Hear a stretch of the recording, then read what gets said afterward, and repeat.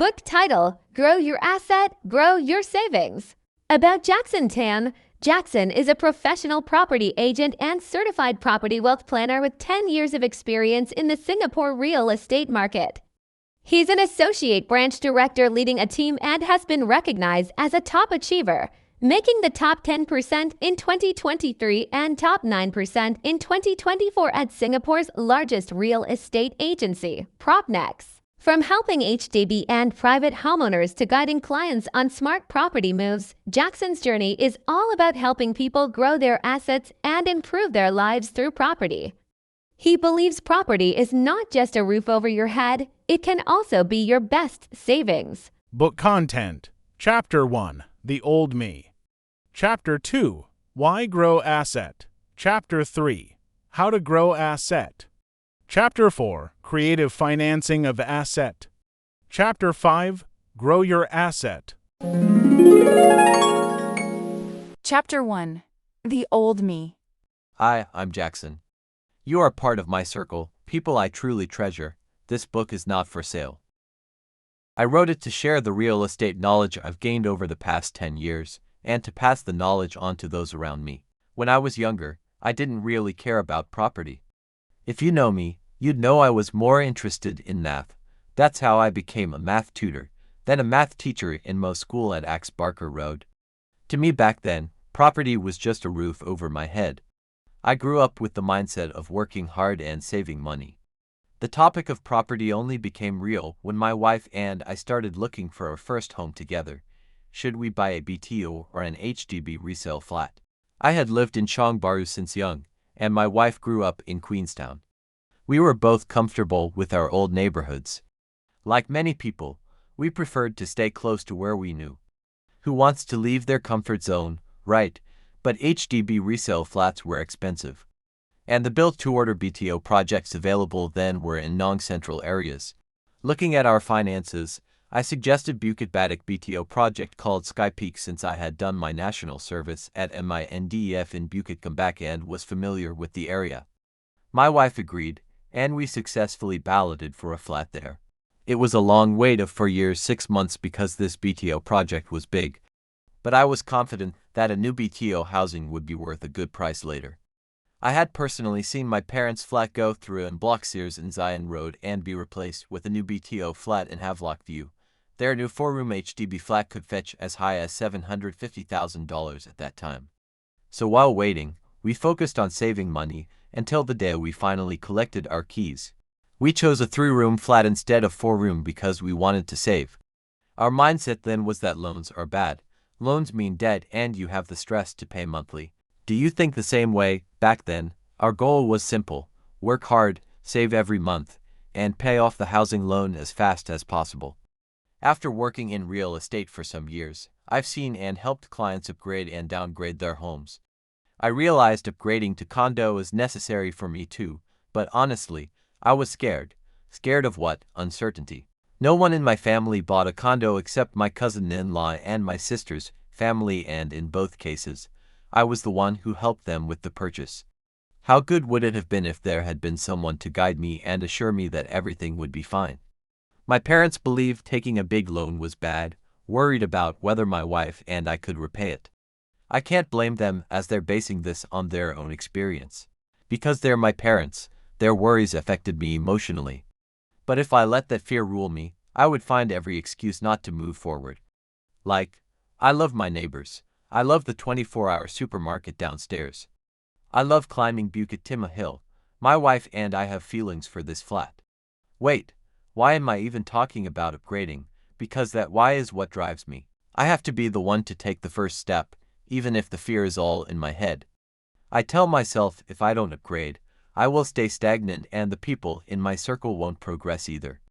Taking that leap of faith helped me overcome fear. So, back to the question, why? Chapter 2, Why Grow Asset. Have you thought about your future, your retirement? How you're going to take care of your loved ones? In 2018, an elderly couple came to me to sell their 5-room HDB flat and downsize to a smaller 3-room flat in Jurong. Both of them had stopped working. The husband had undergone a heart operation and was facing ongoing medical issues. They needed money for retirement. For many, retirement means a time to relax, but for them, it was forced.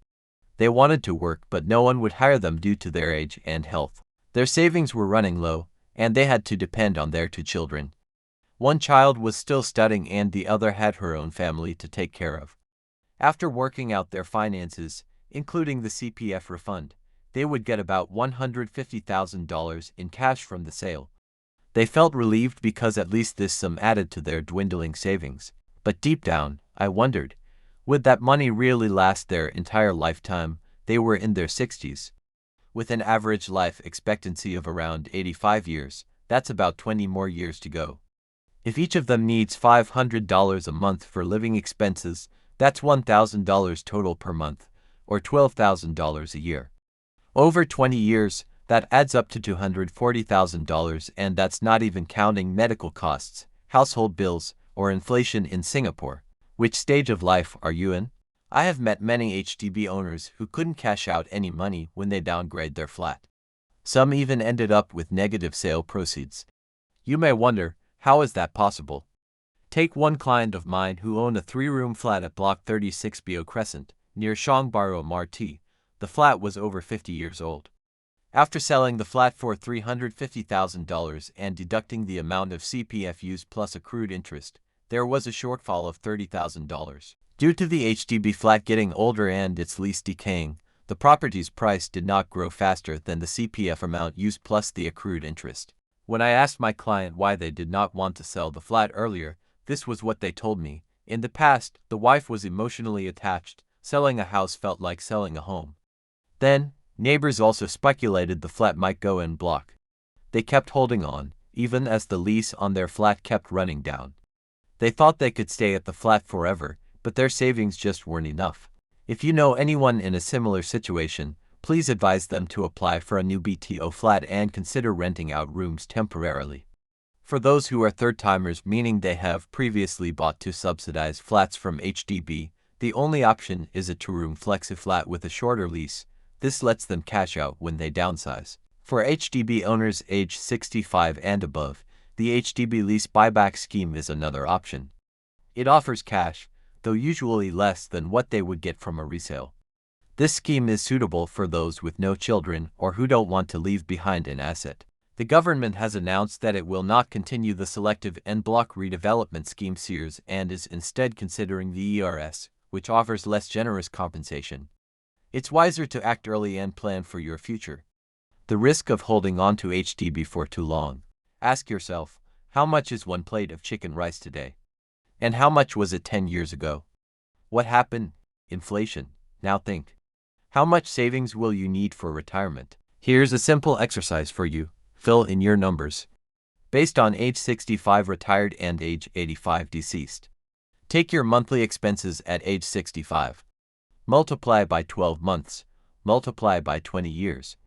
Add medical expenses, transport costs, household bills and inflation in Singapore.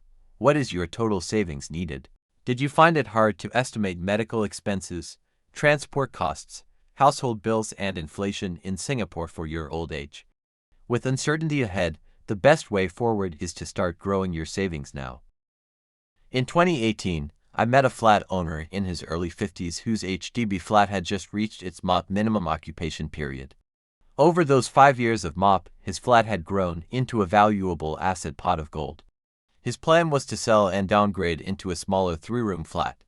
He did not want to pay any more loan installments. I understood his mindset: loan equals debt, debt equals stress. After downgrading his flat, he had cash in hand and no more housing loan. But recently, he asked me if it was possible to cash out from his flat again because his savings had run low. Do you notice your money disappearing as soon as it arrives? I realized that people tend to spend the money whenever they have extra cash in their pockets. With the average lifespan at around 85 years, the road ahead is still long.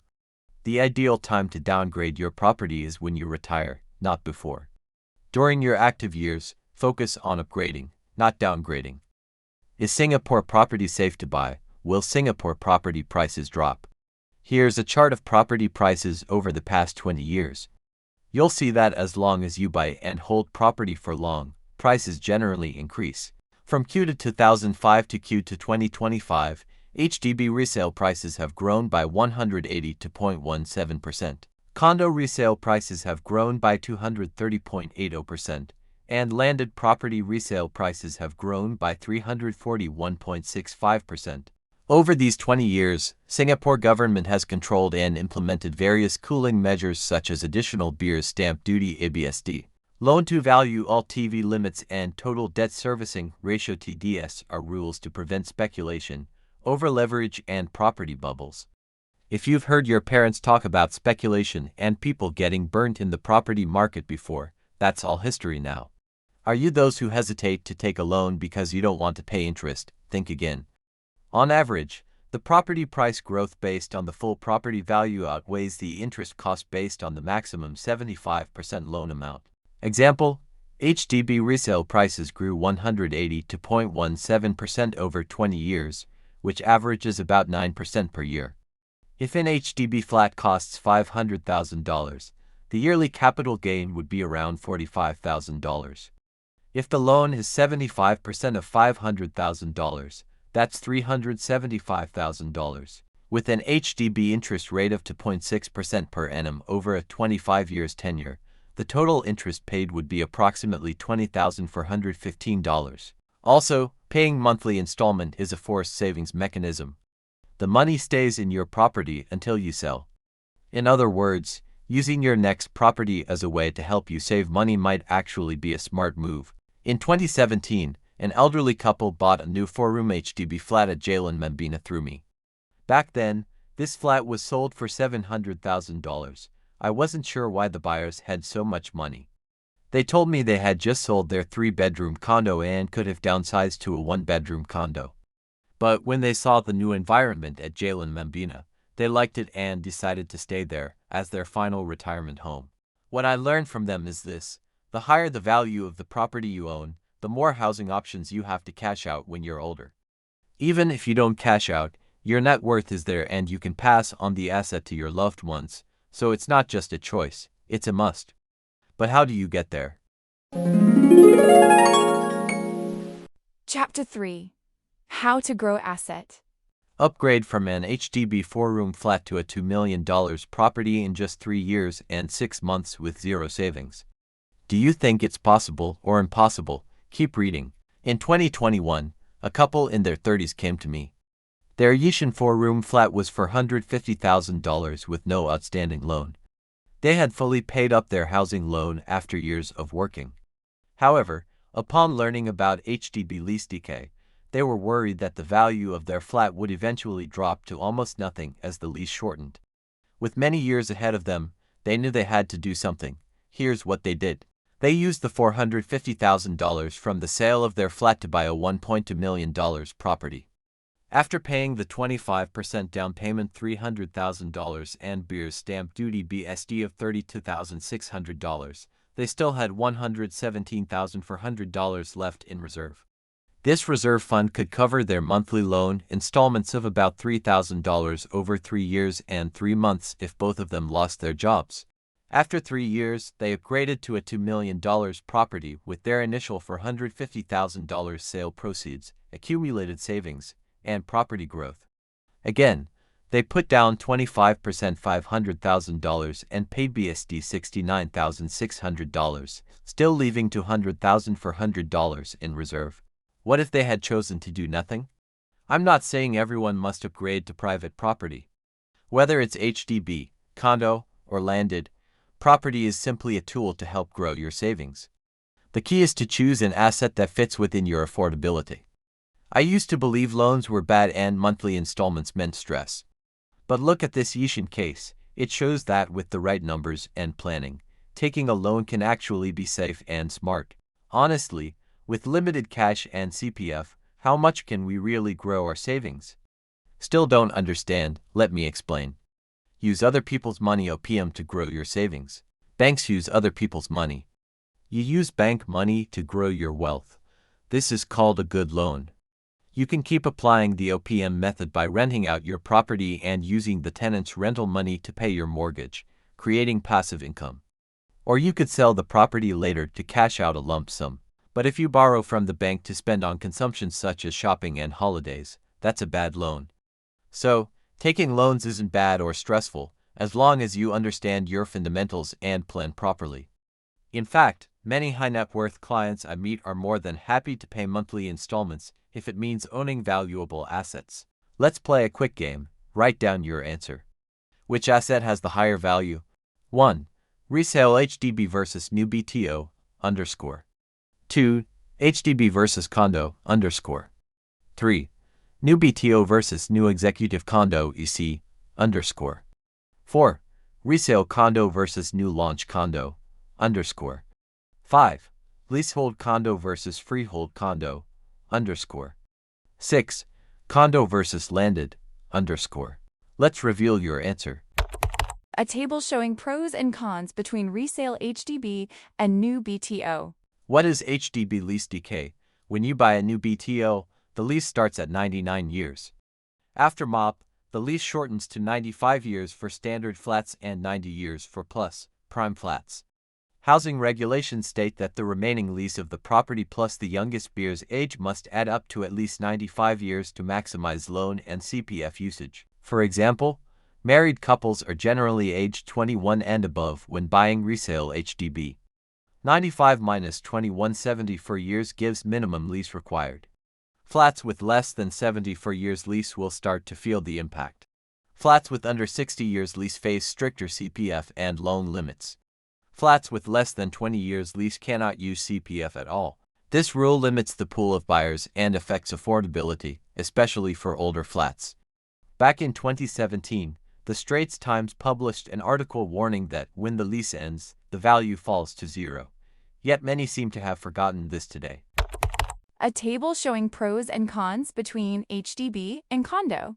Over the past 20 years from Q to 2005 to Q to 2025, HDB resale prices grew by 180.17% and condo resale prices grew by 230.80%. A table showing pros and cons between new BTO and new executive condo EC. Both BTO and new EC allow HDB owners to buy first while living in their current flat until the new keys are collected. There is no ABSD additional beer stamp duty payable. What is Deferred Payment Scheme DPS? New ECs also offer buyers the Deferred Payment Scheme DPS, which reduces the initial down payment to 20% instead of the standard 25%. In addition, buyers can use a bridging loan on top of the mortgage loan to make up the 80% financing. Based on UOB Bank's formula, bridging loan equals 85% of HDB valuation minus outstanding loan minus resale levy if applicable. It's important to note that the 20% down payment under DPS must be paid in cash so it will not affect the later use of CPF for the 80% financing after the current property is sold.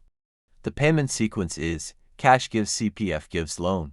DPS benefits to new EC beer. 1. Lower initial cash outlay of 20%. 2. No loan repayment during construction until the temporary occupation permit top is issued. A table showing pros and cons between resale condo and new launch condo. Resale condo prices are affected by lease decay. Some older condo owners may band together for a collective sale, but at least 80% owner agreement is required. In addition, the price the owners want must match the price developers are willing to pay. This makes collective sales possible but challenging. In contrast, new launch condos prices generally grow through developer phases. Developers typically sell a certain number of units at the start to build sales momentum and protect their reputation. Once sales reach phase 2 and hit their break-even cost, prices are usually marked up.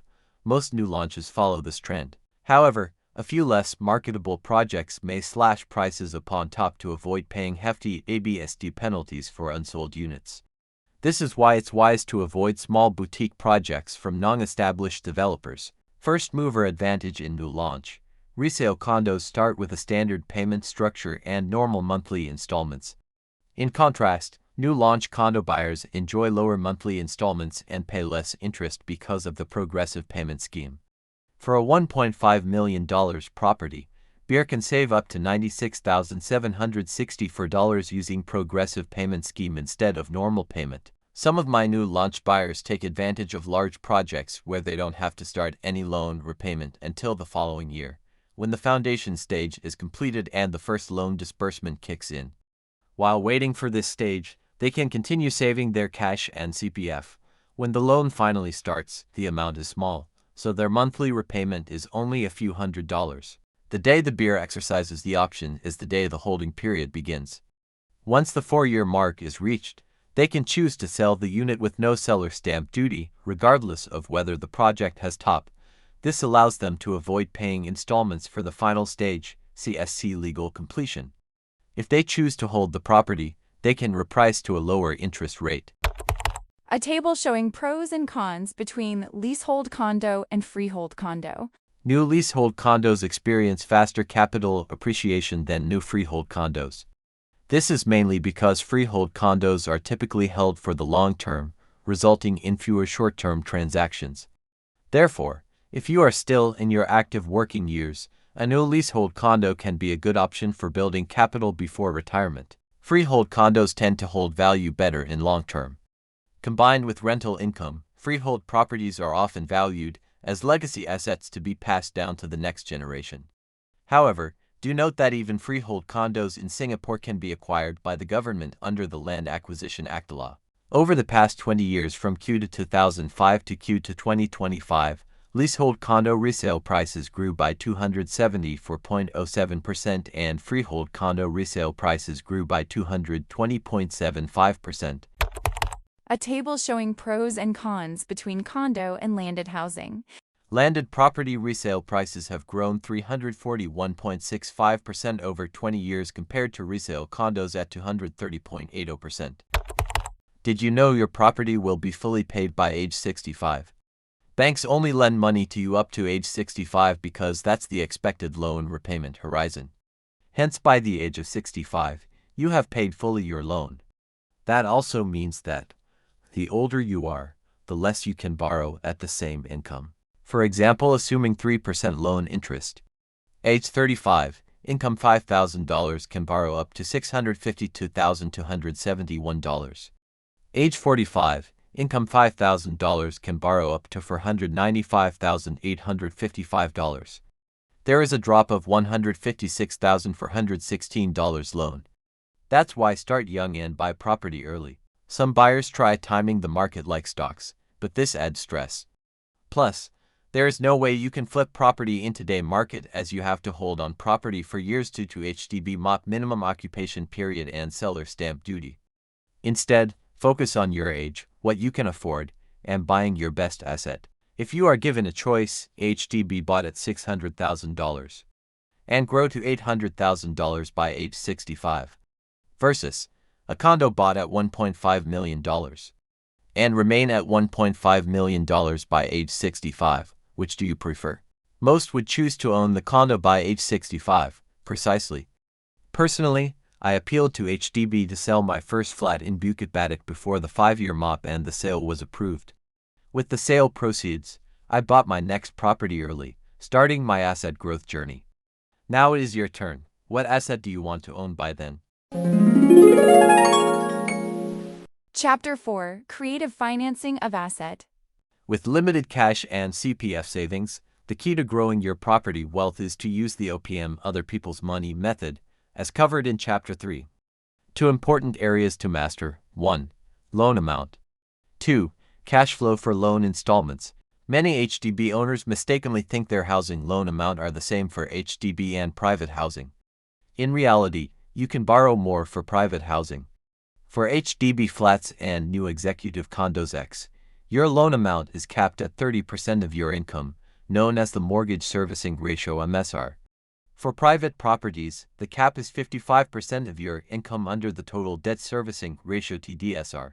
Unfortunately, in Singapore, you cannot use your entire income to secure a housing loan. Only a portion, depending on the property type. Example: a couple aged 35 with combined income of $10,000 can borrow up to $632,000 for an HDB flat, up to $711,568 for a new EC, up to $1.3 million for private property, assuming 3% loan interest rate. Loan tenures differ too: 25 years for HDB, 30 years for ACs and private properties.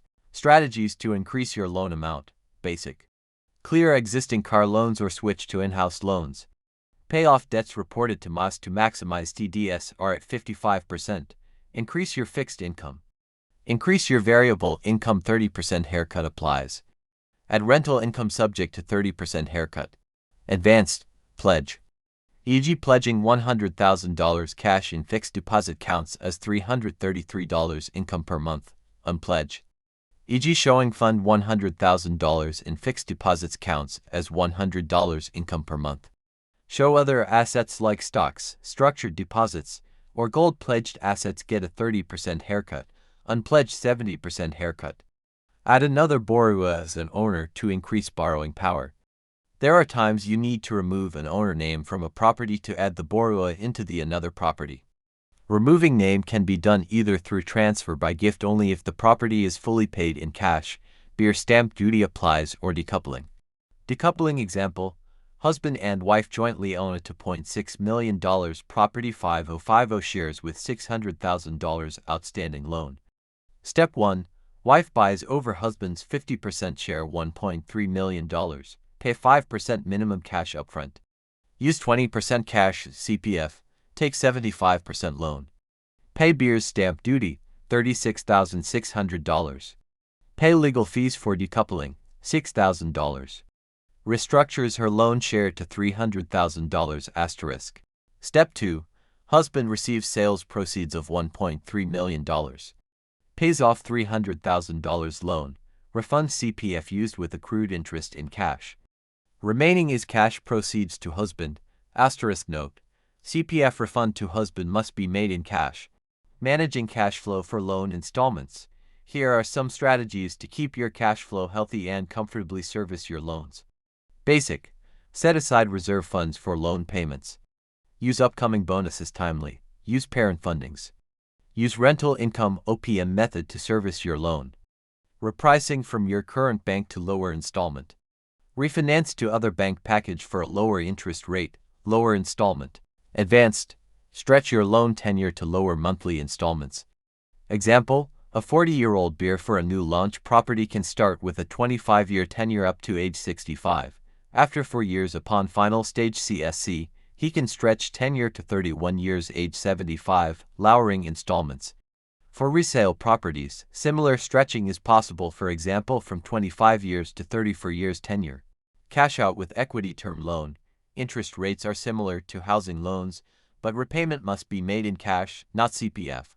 Formula of equity term loan: 75% valuation minus outstanding loan minus CPF used, with accrued interest equals cash out amount.